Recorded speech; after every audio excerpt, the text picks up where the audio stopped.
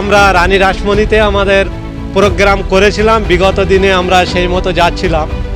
সেখানে তৃণমূলের কিছু হারমাদরা তারা আমাদের এই প্রতিষ্ঠা দিবসকে বানচাল করার জন্য তারা ভয় দেখানোর চেষ্টা করেছে।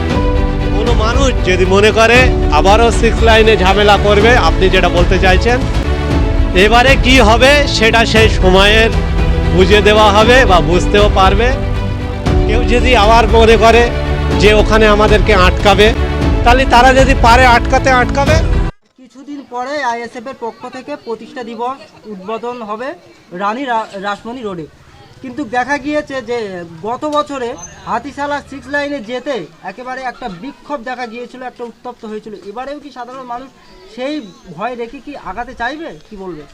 দেখেন, আমাদের প্রতিষ্ঠা দিবস 21শে জানুয়ারি আমরা প্রতি বছর পালিত করি। আমাদের এজেন্ডা হিসাবে আমরা রানী রাসমণিতে আমাদের প্রোগ্রাম করেছিলাম। বিগত দিনে আমরা সেই মতো যাচ্ছিলাম। সেখানে তৃণমূলের কিছু হারমাদরা তারা আমাদের এই প্রতিষ্ঠা দিবসকে বানচাল করার জন্য তারা ভয় দেখানোর চেষ্টা করেছিল।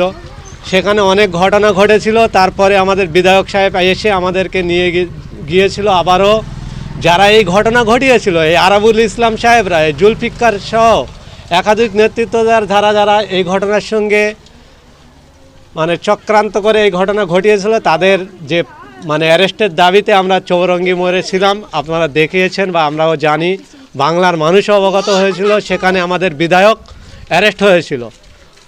আবারও দেখতে দেখতে 1 বছর হচ্ছে আমাদের প্রতিষ্ঠা দিবস আমরা পালিত করব। কেউ যদি আবার মনে করে যে ওখানে আমাদেরকে আটকাবে, তাহলে তারা যদি পারে আটকাবে। আমরা সে নিয়ে কোনো মন্তব্য করি না। কেননা আমরা গণতন্ত্রের উপর বিশ্বাসী, মানুষের উপর বিশ্বাসী।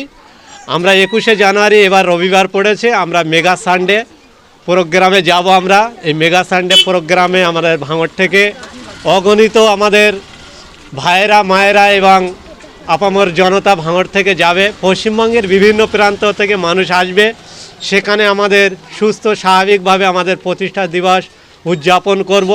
আর আমাদের এজেন্ডা থাকবে প্রতিষ্ঠা দিবসের এজেন্ডা, মানুষের এজেন্ডা। সেটা আপনারা সামনে যেদিন প্রতিষ্ঠা দিবস হবে দেখাতে পারবেন। কোনো মানুষ যদি মনে করে আবারও 6 লাইনে ঝামেলা করবে, আপনি যেটা বলতে চাইছেন, এবারে কি হবে সেটা সেই সময়ের বুঝে দেওয়া হবে বা বুঝতেও পারবে।